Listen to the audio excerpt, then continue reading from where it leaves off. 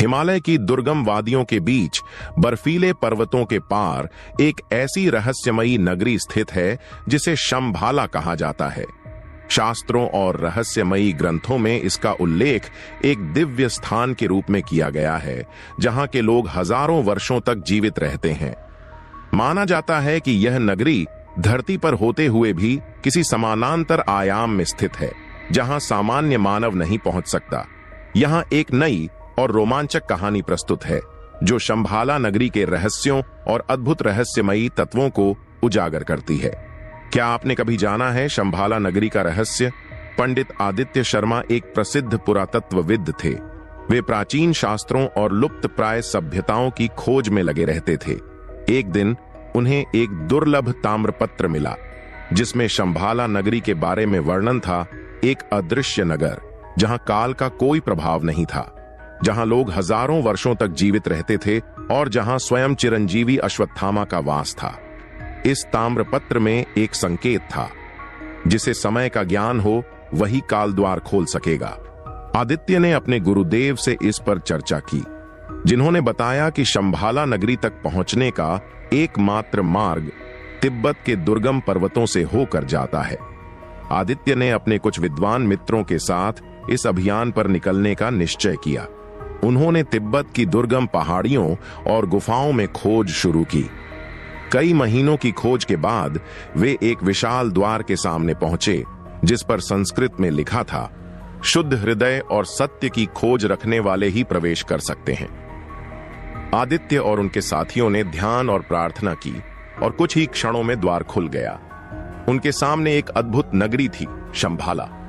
शंभाला में प्रवेश करते ही उन्हें ऐसा लगा जैसे वे किसी दूसरी दुनिया में आ गए हों। वहां के लोग तेजस्वी थे, उनके चेहरे पर दिव्य आभा थी। वे हवा में तैरते थे। उनके पास किसी भी भाषा को समझने और टेलीपैथी के माध्यम से संवाद करने की शक्ति थी। वहां के महायोगी ने बताया कि यह नगरी हजारों वर्षों से अदृश्य थी और केवल उन्हीं लोगों को दिखाई देती थी जिनका हृदय पवित्र और सत्य की खोज में समर्पित हो। आदित्य ने महायोगी से पूछा, क्या सच में अश्वत्थामा यहां रहते हैं? महायोगी मुस्कुराए और उन्हें एक गुफा में ले गए, जहां एक दिव्य पुरुष ध्यानस्थ अवस्था में बैठे थे। उनकी आंखों में अनंत युगों का ज्ञान समाया था। मैं अश्वत्थामा हूं, उन्होंने कहा। मैं यहां युगों से प्रतीक्षा कर रहा हूं। महायोगी ने बताया कि शंभाला का सबसे बड़ा रहस्य चिंतामणि पत्थर था।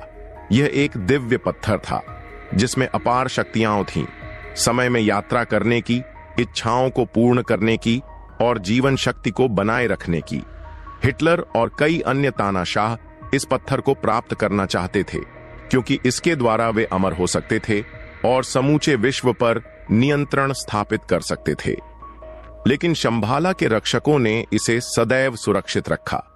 महायोगी ने आदित्य को बताया कि भगवान विष्णु का 10वां अवतार कल्कि शंभाला में ही जन्म लेंगे, अधर्म और अज्ञानता का अंत करेंगे और सत्य युग की पुनः स्थापना करेंगे। आदित्य यह सब सुनकर स्तब्ध रह गए। उन्होंने शंभाला के रहस्यों को जाना, लेकिन यह भी समझ लिया कि यह नगरी किसी भी लोभ, स्वार्थ या अहंकार से दूर रहने वालों के लिए ही प्रकट होती है। आखिरकार आदित्य ने महायोगी से विदा ली और वापस लौट आए, लेकिन उन्होंने इस रहस्य को कभी उजागर नहीं किया, क्योंकि शंभाला का ज्ञान केवल उन लोगों के लिए था जो सत्य की खोज में थे। शंभाला अभी भी कहीं मौजूद है, लेकिन केवल वे ही इसे देख सकते हैं जिनका हृदय शुद्ध है और जो सत्य की खोज में है। आदित्य जब भारत लौटे तो उनका हृदय शंभाला के रहस्यों से भरा हुआ था, लेकिन एक चीज ने उन्हें बेचैन कर दिया। महायोगी ने उन्हें एक प्राचीन पुस्तक दी थी, जिसे काल ग्रंथ कहा जाता था। यह पुस्तक समय और ब्रह्मांड के रहस्यों को प्रकट कर सकती थी। इस ग्रंथ को खोलने का एक विशेष मंत्र था, जिसे केवल वही पढ़ सकता था जिसने आत्मज्ञान प्राप्त किया हो। आदित्य ने पुस्तक को अपने अध्ययन कक्ष में सुरक्षित रखा और इसके रहस्यों को समझने का प्रयास करने लगे। कुछ ही समय बाद आदित्य को महसूस हुआ कि कोई उनकी गतिविधियों पर नजर रख रहा था। उन्हें अज्ञात स्रोतों से चेतावनी मिली कि वे शंभाला के बारे में अधिक खोजबीन न करें। फिर एक रात जब वे ग्रंथ का अध्ययन कर रहे थे, उनके दरवाजे पर दस्तक हुई। बाहर एक वृद्ध साधु खड़े थे। तुम्हारी खोज खतरे में डाल सकती है, साधु ने कहा। शंभाला की शक्तियों को कुछ गुप्त संगठन अपने स्वार्थ के लिए पाना चाहते हैं। आदित्य ने साधु को अंदर बुलाया और पूछा, क्या ये वही लोग हैं जो हिटलर चिंतामणि पत्थर के लिए खोज रहा था? साधु ने सिर हिलाया और बताया कि हिटलर के बाद भी कई शक्तिशाली लोग इस रहस्य को जानने के लिए आतुर हैं। अगर यह ग्रंथ गलत हाथों में पड़ गया तो पूरी दुनिया पर खतरा आ सकता है। साधु ने चेतावनी दी। साधु ने बताया कि इस ग्रंथ में केवल चिंतामणि पत्थर का रहस्य ही नहीं, बल्कि एक और अद्भुत शक्ति का वर्णन था, ब्रह्मास्त्र। यह वही अस्त्र था जो महाभारत में इस्तेमाल हुआ था और इसे जागृत करने की विधि इस ग्रंथ में छिपी हुई थी। लेकिन इसके साथ ही ग्रंथ में समय यात्रा, टाइम ट्रेवल का भी उल्लेख था। शंभाला के लोग हजारों वर्षों तक जीवित रहते थे क्योंकि वे समय के प्रवाह को नियंत्रित कर सकते थे। आदित्य यह सब सुनकर हैरान रह गए। आदित्य ने तय किया कि वे इस ग्रंथ को गलत हाथों में नहीं जाने देंगे। लेकिन तभी कुछ अज्ञात लोगों ने उनके घर पर हमला किया। वे काले लबादे पहने थे और उनके पास आधुनिक हथियार थे। आदित्य किसी तरह भागने में सफल रहे और उन्होंने साधु की मदद से ग्रंथ को छिपाने का फैसला किया। साधु ने कहा, अगर तुम्हें शंभाला के गुप्त ज्ञान की रक्षा करनी है तो तुम्हें अंतिम परीक्षा देनी होगी। यह परीक्षा वही थी जो हर शंभाला का रक्षक देता था। उन्हें अपनी चेतना को अगले स्तर पर ले जाना था। आदित्य ने ध्यान साधना शुरू की और धीरे धीरे उन्हें महसूस हुआ कि वे अपनी आत्मा को शरीर से बाहर ले जा सकते हैं। यह वही शक्ति थी जो शंभाला के महायोगियों के पास थी।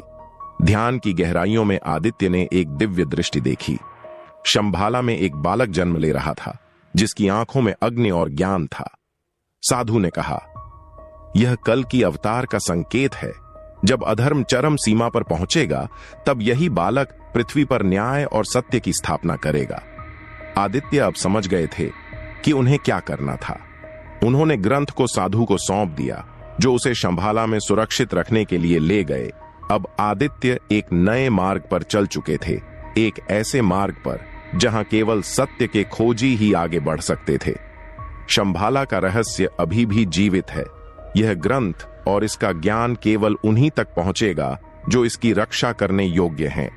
आदित्य अब एक नई जिम्मेदारी के साथ जी रहे थे। उन्होंने अपने जीवन को शंभाला के रहस्यों की रक्षा करने के लिए समर्पित कर दिया था। लेकिन उनके मन में अब भी एक सवाल था, अगर शंभाला में समय यात्रा संभव है तो क्या भविष्य से कोई व्यक्ति यहां आ सकता है? एक दिन उन्हें एक रहस्यमयी चिट्ठी मिली जिस पर संस्कृत में लिखा था, कालचक्र जागृत हो चुका है, शंभाला के रक्षक तैयार रहें। यह संदेश शंभाला से आया था, लेकिन इसे भेजने वाला कोई अज्ञात व्यक्ति था। इसका मतलब केवल एक ही हो सकता था, किसी ने कालचक्र को सक्रिय करने का प्रयास किया था। आदित्य ने अपनी खोजबीन जारी रखी और पता चला कि एक अंतरराष्ट्रीय गुप्त संगठन जिसे काल संघ कहा जाता था, शंभाला के समय यंत्र को हथियाने की कोशिश कर रहा था।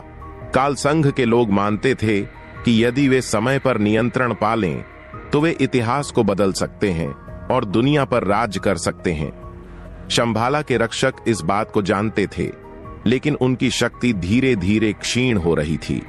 उन्होंने आदित्य को संदेश भेजा था ताकि वह इस रहस्य की रक्षा करने में उनकी मदद कर सके। आदित्य ने तिब्बत की यात्रा दोबारा शुरू की और इस बार वह शंभाला के एक प्राचीन मंदिर में पहुंचे जहां एक विशाल द्वार था। इस द्वार पर लिखा था, जो काल को समझेगा वही इसे पार कर सकेगा। महायोगी पहले से वहां उनका इंतजार कर रहे थे। उन्होंने कहा, अब समय आ गया है कि तुम जानो कालचक्र क्या है। आदित्य ने द्वार पार किया और पाया कि उसके पीछे एक विशाल यंत्र था जो किसी उन्नत तकनीक से बनाया गया था। यह कोई साधारण उपकरण नहीं था, यह सचमुच एक टाइम मशीन थी। महायोगी बोले, यह वही कालचक्र है जिसका उल्लेख ग्रंथों में है। यह ब्रह्मांड की ऊर्जा को नियंत्रित कर सकता है और समय में यात्रा करने की शक्ति प्रदान करता है। लेकिन इससे पहले कि वे कुछ कर पाते, कालसंघ के लोग वहां पहुंच गए। वे अत्याधुनिक हथियारों से लैस थे और उन्होंने कालचक्र पर कब्जा करने की कोशिश की। शंभाला के योगी और कालसंघ के बीच एक भयंकर युद्ध हुआ। आदित्य ने देखा कि कैसे शंभाला के लोग अपनी मानसिक शक्तियों से लड़ रहे थे। वे टेलीपैथी से एक दूसरे से संवाद कर रहे थे और योग बल से अपने शरीर को वायु में उठा सकते थे, लेकिन काल संघ के लोग भी शक्तिशाली थे। आखिरकार जब युद्ध अपने चरम पर पहुंचा तो महायोगी ने कहा, हमें कालचक्र को हमेशा के लिए सील करना होगा। यह शक्ति अब इस युग के योग्य नहीं है। महायोगी ने एक विशेष मंत्र का उच्चारण किया, जिससे कालचक्र के चारों ओर एक दिव्य ऊर्जा प्रवाहित होने लगी। देखते ही देखते कालचक्र अदृश्य हो गया और वह द्वार स्वयं बंद हो गया। कालसंघ के लोग हार चुके थे। वे जानते थे कि अब वे इसे कभी नहीं प्राप्त कर पाएंगे। आदित्य ने महायोगी से पूछा, क्या यह द्वार कभी खुलेगा? महायोगी ने मुस्कुराते हुए कहा, केवल तब जब कल के अवतार स्वयं इसे खोलेंगे। अब शंभाला का रहस्य फिर से दुनिया से छिप चुका था। आदित्य को शंभाला से लौटे कई साल हो चुके थे। उन्होंने अपने जीवन को प्राचीन ग्रंथों और आध्यात्मिक खोजों को समर्पित कर दिया था, लेकिन एक रात उन्हें फिर से एक रहस्यमयी संदेश मिला। इस बार यह एक अज्ञात भाषा में लिखा गया था, लेकिन जब उन्होंने ध्यानपूर्वक देखा तो उन्हें इसमें छिपे संस्कृत अक्षर दिखाई दिए। कालचक्र फिर जागृत हो रहा है। अधर्म अपनी चरम सीमा पर पहुंच चुका है। कल की अवतार की यात्रा आरंभ हो चुकी है। आदित्य यह देखकर सिहर उठे।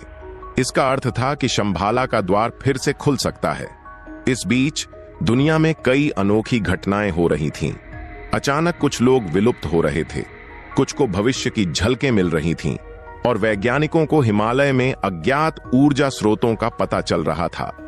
आदित्य ने अपनी टीम बनाई और फिर से तिब्बत की यात्रा की। इस बार उनके पास अत्याधुनिक उपकरण थे, लेकिन उन्हें पता था कि केवल विज्ञान से वे शंभाला तक नहीं पहुंच सकते। जब वे वहां पहुंचे तो उन्होंने देखा कि वह द्वार जो कभी बंद हुआ था अब हल्की रोशनी के साथ चमक रहा था। आदित्य और उनकी टीम ने द्वार को पार किया और इस बार उन्हें वहां कुछ नया दिखा, एक बालक जिसकी आंखों में दिव्यता थी। महायोगी वहां पहले से ही मौजूद थे।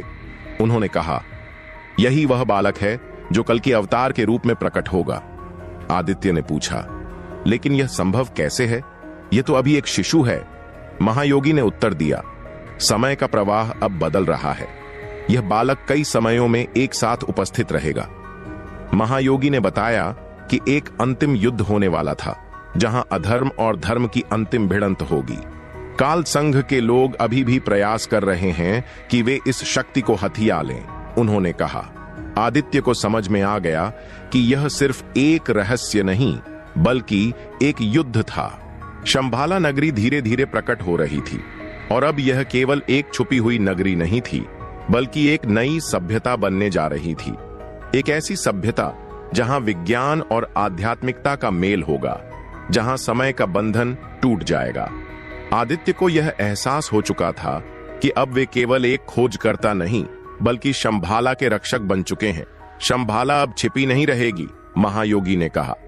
यह नई दुनिया के लिए तैयार हो रही है, लेकिन क्या दुनिया इसके लिए तैयार थी? आदित्य अब शंभाला के रक्षक बन चुके थे, लेकिन दुनिया में कुछ भयावह घटनाएं घट रही थीं। युद्ध, लालच और अनैतिकता अपने चरम पर थी। ऐसा लग रहा था कि अधर्म पूरी दुनिया पर हावी हो चुका है। इसी बीच एक नया रहस्यमयी गुट उभर कर आया, काल संघ पुनर्जन्म। यह वही गुप्त संगठन था जिसने पहले भी शंभाला की शक्तियों को हथियाने की कोशिश की थी, लेकिन इस बार उनके पास नई तकनीक और खतरनाक वैज्ञानिक हथियार थे। काल संघ के नेता रुद्राक्ष ने घोषणा कर दी कि वह शंभाला का अंतिम द्वार तोड़कर उसकी सारी रहस्यमयी शक्तियां अपने अधीन कर लेगा। आदित्य और शंभाला के योगियों ने यह सुना तो उन्हें एहसास हुआ कि अब समय आ चुका है। शंभाला के दरवाजे पर कालसंघ की सेना ने हमला कर दिया। आधुनिक हथियारों से लैस यह सेना आध्यात्मिक ऊर्जा से भरे शंभाला के रक्षकों के सामने खड़ी थी। जैसे ही युद्ध शुरू हुआ, शंभाला के योद्धाओं ने अपने योग बल और मानसिक शक्तियों का प्रयोग किया। कुछ ने टेलीपैथी से दुश्मनों को भ्रमित कर दिया, कुछ ने वायु में उड़कर अपनी ऊर्जा से ढाल बना ली। कुछ ने मंत्रों के प्रयोग से अदृश्य शक्ति उत्पन्न की, लेकिन काल संघ की सेना भी कम नहीं थी। उन्होंने उन्नत तकनीक से शंभाला की रक्षा प्रणाली को तोड़ने की कोशिश की।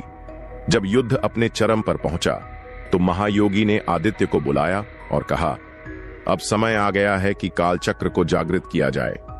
आदित्य ने मंत्रोच्चार किया और देखते ही देखते कालचक्र टाइम मशीन सक्रिय हो गया। कालचक्र के खुलते ही अचानक एक दिव्य रोशनी प्रकट हुई और उसके बीच से एक तेजस्वी योद्धा प्रकट हुआ। यह वही बालक था जिसे आदित्य ने पहले शंभाला में देखा था, लेकिन अब वह एक दिव्य योद्धा के रूप में प्रकट हुआ था। भगवान विष्णु का अंतिम अवतार कल्कि। उनका रूप अद्भुत था। सफेद घोड़े पर सवार, उनके हाथ में एक दिव्य तलवार थी जो बिजली की तरह चमक रही थी। उनकी आंखों में अनंत शक्ति और करुणा थी। कल्कि अवतार ने अपनी तलवार उठाई और कहा, अधर्म का अंत अब निश्चित है। जैसे ही कल्कि अवतार ने अपनी शक्ति का प्रयोग किया, काल संघ की सेना में भय व्याप्त हो गया। एक ही प्रहार से हजारों दुष्ट सैनिक नष्ट हो गए। उनकी तलवार से निकली दिव्य अग्नि ने अंधकार को मिटा दिया। अधर्म की सभी ताकतें समाप्त हो गईं। रुद्राक्ष, जो काल संघ का नेता था, अपनी अंतिम चाल चलने ही वाला था कि कल्कि अवतार ने कहा, अब तेरा समय समाप्त हो चुका है।